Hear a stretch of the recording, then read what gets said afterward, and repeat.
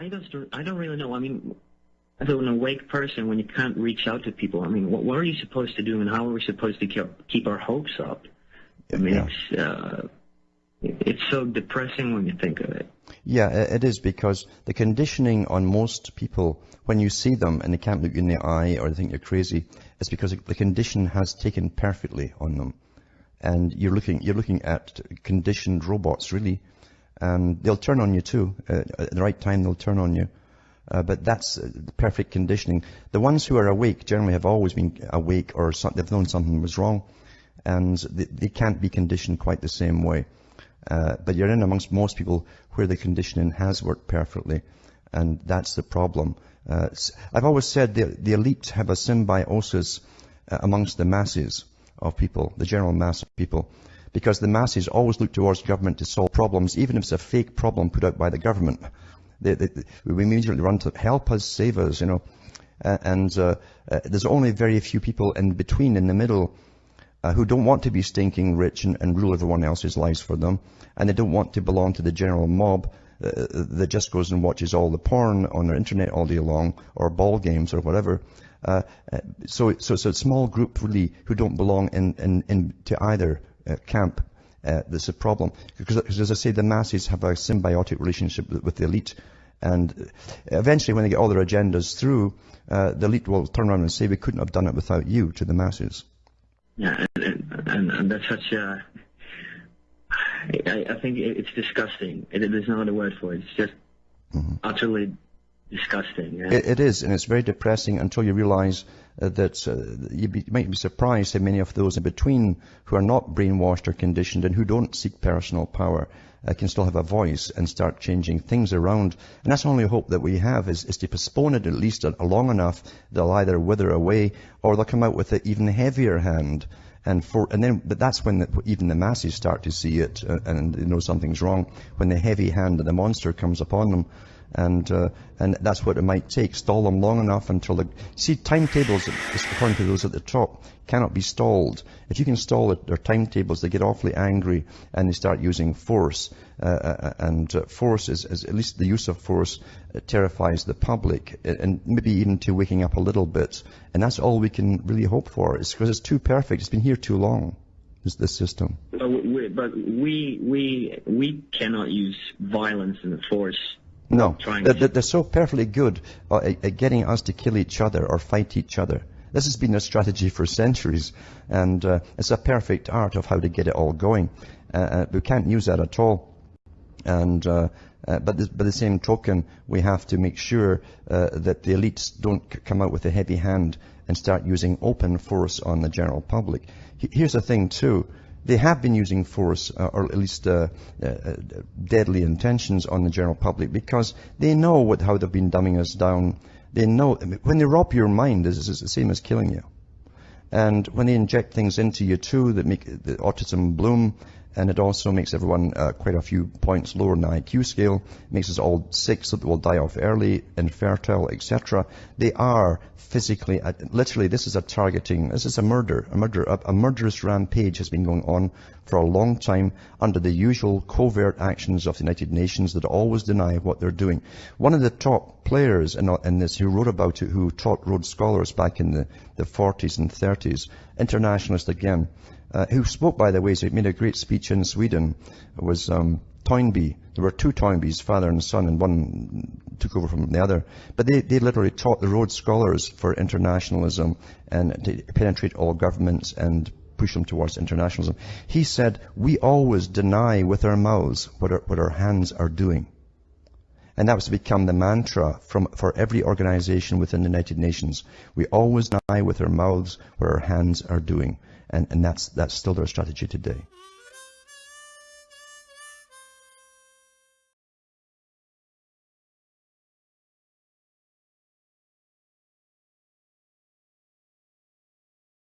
Hi folks, I'm Alan Watt, and this is Cutting Through the Matrix on November the 12th, 2017. I was wondering if this coming week we'll have the same kind of tabloid type. They call it trash tabloids, the type that had all the usual sex stories and so on, which has spread into all the media today, as you've noticed, this last while especially, as this very well coordinated movement goes on across the world, actually, into not just Hollywood. And it's not Hollywood, really. They're focusing on a small group, really. And because I'm sure you could go through the whole darn place and still you could never clean it up, put it that way. And then you have the politicians in Britain under scrutiny as well, because there have been some scandals there too, along the same kind of way, of an MP, for instance, who committed suicide after inquiries into his, I don't know what he did to members of his staff or whatever. But anyway, to me it seems coordinated. Because why wait till now to point out what's been obvious for long before I was born? Everybody's known what Hollywood is like. Everybody who goes to Hollywood knows what it's like trying to get into the movies. And so, why now? What's going on? What is it? You'll find, for instance, that in the UK, with the Conservative government there, which is a mess to start with, the political system and the country, in fact, of Britain is finished, as far as I'm concerned. It's completely finished. The agenda has been to demolish it since I was pretty well small. A good job has been done along that lines to demolish the whole country and the culture, and even eradicate them, in fact. It's all underway. But with the movement to pull out of Europe, what they call Brexit, British exit out of European Union, there's a massive movement underfoot there to try and keep them in, of course. And I don't see them pulling out. I really don't, because politics doesn't work the way that the general public imagines that it happens to work. It's all done by bribery. And holdouts to certain things are simply waiting for a bigger payoff before they'll change their vote or whatever it happens to be. And as far as the politicians go, that's the way it is. Same in the US. When you see so many voting against something, so many holding out, they're waiting to get a better proposal for either a cash reward or some kind of reward, or even a boost to their career, something like that. That's how it really works. The system is a cesspool, complete cesspool. Getting back to Britain, they also have put the boot in again, as I say, with the sexual scandals with some MPs there, politicians. Then they have a politician who's appointed to dish cash out across the world, supposedly for good causes and so on. Her name is Passio. She, it's been found out, has been going across in her own time, and on holidays too, to see different officials in Israel, including military officials and so on. And the only reason you see them and having private meetings is generally for getting big grants given. Now, these grants are from the British taxpayers, who don't even know what's happening to their money, because it's not their place to know. In democracies, you don't have any rights at all. You really don't. I've always said, why doesn't governments, all governments, even your local governments, give you a complete rundown? It's no big deal to do so.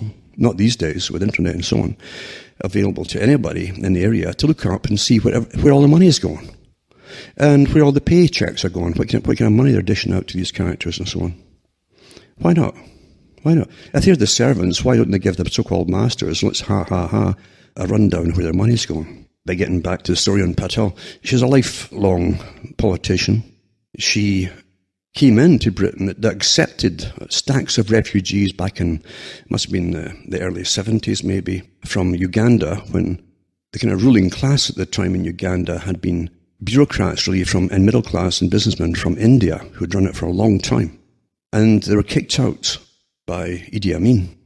And they came into Britain. Britain put massive charity drives and plus matched it with all the tax money and so on to bring lots of them in. Well, her family was one of them. And they put her through education in Britain. And she's even put books out about how the British working class, this is a person who lives off the taxpayer, but the British working class is lazy. And they should really be made to work the same way as people in China and other countries and so on. But there she is, going across to, and it's come out since the first disclosures that she'd met, even with Netanyahu, on her own time, on holiday. But she went there deliberately to meet him. And of course they won't tell us what was discussed. But it's come out since then, and from her first apology for making a little mistake, that she's had quite a few meetings with other ones too that she hadn't disclosed. Now it's all come out too. Her husband, interestingly enough, he gets paid a wage too from the taxpayer of Britain because he takes care of some of her work for her, whoever that happens to be. He also has 2 other main jobs. And one of them is the sort of head of a big, massive marketing corporation, but he also works for British NASDAQ. What we're looking at, really, and I've said this for years, many of these lifelong politicians, in fact, maybe most of them, in fact, let's be honest here, see the systems that they work inside, the governments and so on, and the bureaucracies as their own personal business. That's how they see it, like just another business, and they're in charge of it. That's how I see it, actually. That's how they really do it.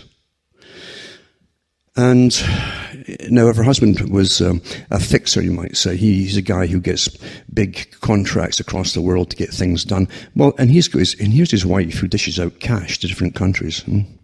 Yeah? Ding. It's pretty disgusting. But that's the system. And that's just Britain. And every country's much the same too. It really is.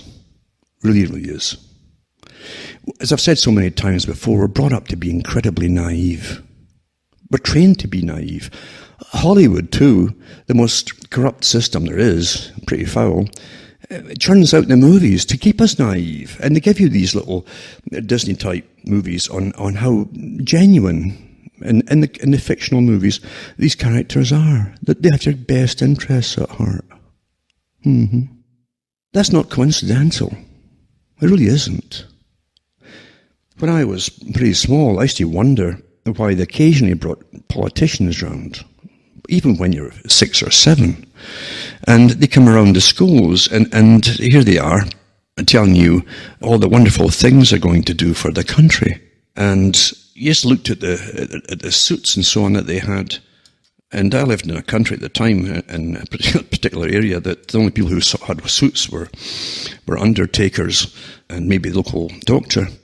And even the doctors weren't so well-pressed suits as these guys had, because the doctors actually made house calls in those days. They were real doctors. They were really liked by the community, because they took their job seriously. And they weren't getting paid ransoms to help the people. But anyway, getting back to what I'm talking about is corruption. And then you have all these distractions, literally distractions, of the sexual things going on. That's guaranteed to get everybody's attention because we're animals. We're human animals. And all the psychologists and all the neuroscientists and all behaviorists and so on understand this perfectly well. They always have, long before they had names for their sciences. And you put in the sex there, and everybody's glued to it. It's an instinct. You have the procreative imperatives and things like that. You're hardwired. And so they dish it out, and there you are. Totally consumed for, is that 1 or 2 weeks now? It's been going on. Even though Weinstein himself had hired the Israeli company, it's at the very least, put it this way, a private detective type company, supposedly ex-Mossad. There's no X's of anything. They're in and out of the system, just like the CIA and MI6, the same thing. But anyway, we'd hired him a year ago to basically get all the scoops and the data on these women that they knew were going to come forward with all this stuff on Weinstein, and straighten them off or whatever else it takes. You got to understand, in the real world, again, getting away from Disney and all that, the real world is pretty nasty. And when people with power and masses of money are going to be brought down by something or another that they've done, they'll do it, they'll pay whatever it takes. And believe me, there's lots of folk who'll take the money to do the dirty work, from the mild harassment to threatening to even further, as you well know. That's the real world. That is the real world. Same in politics. As far as I can remember, going through my life in Britain and other countries, and Canada too, I can remember when elections are coming up, and you'd have either Labour or Conservative offices getting broken into to get all the scoop, the lowdown scoop of their battle strategies for their elections and so on. That hasn't changed, as we well know, with the last election, even in the States. They're really foul and nasty. But that's the real world, because the real crooks, you see, go into all these professions, these jobs, and they're surrounded by crooks that do the dirty work. That's the truth of it. Psychopaths go to where they're going to get power and prestige and lots of cash. And they're going to work hard. And they go into politics. And you also get them in upper echelons of the bureaucracies as well. Other ones will go into the military. There's lots of generals out there that never saw a bullet fired in anger towards them getting in their direction pretty well. They're really political hacks. And they're also lobbyists. They're all lobbyists for the military-industrial complex. So let's stop pretending. Let's stop pretending that we're all shocked and we're all incredibly naive at all the things that are coming out. If you are, there's no hope for you. There really isn't. If you really believe that somehow everything was on the up and up, there really is no hope for you at all. Honestly. Honestly. The only way that society can function is that you're trained to be naive. Because if you start, and unfortunately it is happening to the trickle-down theory of corruption, and not just economics, it's corruption as well. When you see them getting away with it, but there's your example for people way, way down to start emulating that kind of behaviour. Of course it is. But I've been looking around trying to find out what the real reason is. They're starting on with Weinstein right now. And I know someone was putting a book out. They brought the Mossad in, and the woman who was the so-called ex-Mossad agent who worked for this company managed to weasel out of her, this woman who wrote the thing, a draft copy of her unpublished book about all this. Well, they're very proficient, eh? But anyway, getting into some of the stories just to touch on. But really, I get fed up with this fake, shock. Everybody's shocked. I don't watch TV. I don't have any TV reception here. I don't have cable. And yet I know for a fact there are people who go to church every week, and they're all ages, right up to the end of their 60s, who are stuck watching all this different Game of Thrones number, whatever episodes are on today. And even trying to order in advance some of them. All the coming series, they want it on DVD before they're even out yet. Well, society can't be shocked when you got all this going on. The internet itself is full of it too. That's, as I've said so many times, back in the 90s, that's all you heard from the media when they mentioned the internet, was that there's lots of pornography on it. That's about all you knew.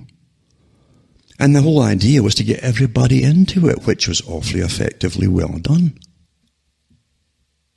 Amazing, isn't it? Sex, sex, sex. Hardwired, as I say. Everyone's shocked. Everyone's shocked when people who go into Hollywood have this happen to them.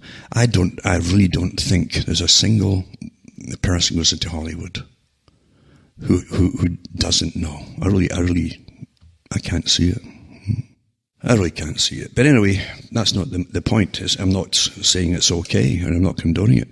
I'm just saying, why now? Why this massive blitz of pretended shock and feigned shock about it all? Is there something we're missing that's happening in the world that we're not being told about? Because that's all we've had for weeks now. From all the mainstream papers.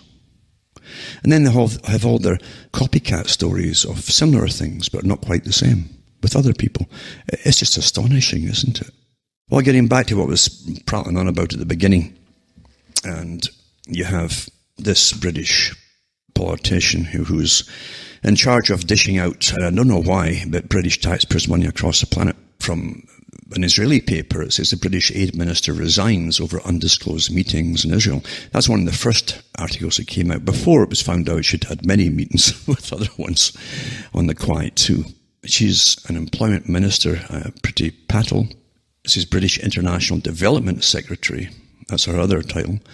Priti Patel resigned Wednesday night following a political storm over secret meetings she held with Israeli officials, including Prime Minister Benjamin Netanyahu, while on vacation in Israel in August. Now that was just the one, as I said, 2 or 3 other meetings have come out since then, and on different times she's gone over there. Another one she met too in Britain on the quiet as well.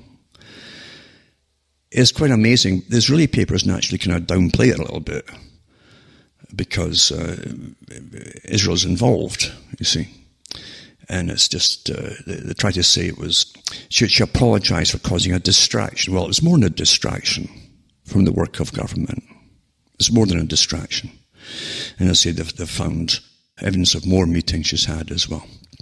And as I said before too, her husband got paid this little bit of money, 25 grand a year, just to run her offices, which is a bit of a joke, since he's the head of one of the biggest corporations, maybe in Britain.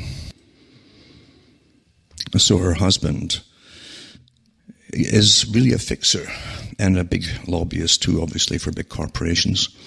And his wife, who's also been a lobbyist in the past, and maybe still doing it while she's working for the government, are they both working together, their own little private retirement funds? Who knows? What I'm saying is, that wouldn't surprise me at all. I think it's pretty normal. Of course it is. But anyway, as I say, I'll put up some of these links. Now, she also, that book that she put out too,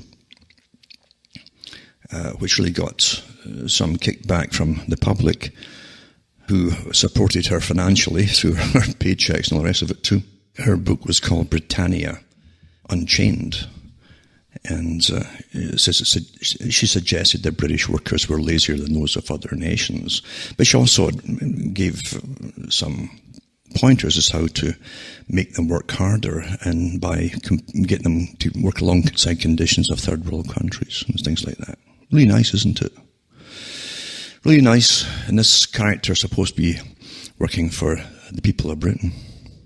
Living awfully well, I might add, too. And she's an awful liar, because if she's been fired now, or laid off, or should resigned, as they like to put it in Britain, because they found out she had different meetings with these people in Israel. She's also been responsible for getting foreign aid, or British aid, to Palestine, and she's been lobbying against that. So it makes you wonder who she's been working for. And this is obviously what some people in Parliament have been thinking as well. But yeah, she's been a lobbyist for tobacco companies and alcohol industries, and she has no problems with making lots of money, and that's part of it too, because I see her husband is a kind of bigger player in the NASDAQ, etc. And you can actually find, if you look into LinkedIn, you can find his resume there pretty well and what he's up to. But now these characters all work together. The whole idea, when you're working with these big corporations and lobbying groups and so on, and financial corporations, is to find out what's coming up, to invest in and so on, head them off at the pass or jump in the action, things like that. And there he is, married to the person who dishes out cash. A lot of these corporations get massive grants from under the guise of aid from many countries. They're like corporate welfare corporations. Actually, all top corporations are really corporate welfare. We pay for them all pretty well. But anyway, that's the thank you that the people get in Britain from someone who's lived awfully well off them, and who really she's got the chutzpah. She's trying to just, shush it off, basically. It's no big deal. And then out came the other stories about what she's been up to as well.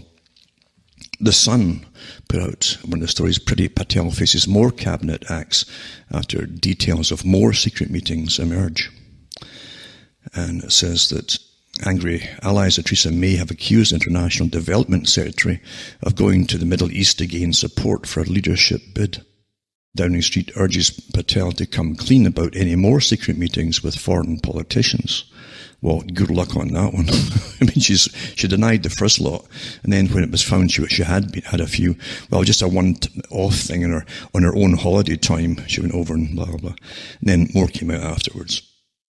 Furious Theresa May demanded to know if Ms. Patel had carried out any other meetings with foreign politicians behind her back, after more damaging details emerged from her August holiday liaisons in Tel Aviv. Well, on a foreign trip to Uganda last night, the cabinet minister confessed to number 10 Downing Street that she had. So she's been doing this probably from the get-go. Devastating admission flies in the face of what Ms. Patel told the PM during a stern dressing down number 10 on Monday. At that time, she insisted that Tory leader that nothing like the Israeli affair would happen again. Ms. May is now expected to take a decision to fire Ms. Patel this morning. Right, she did actually, for misleading her.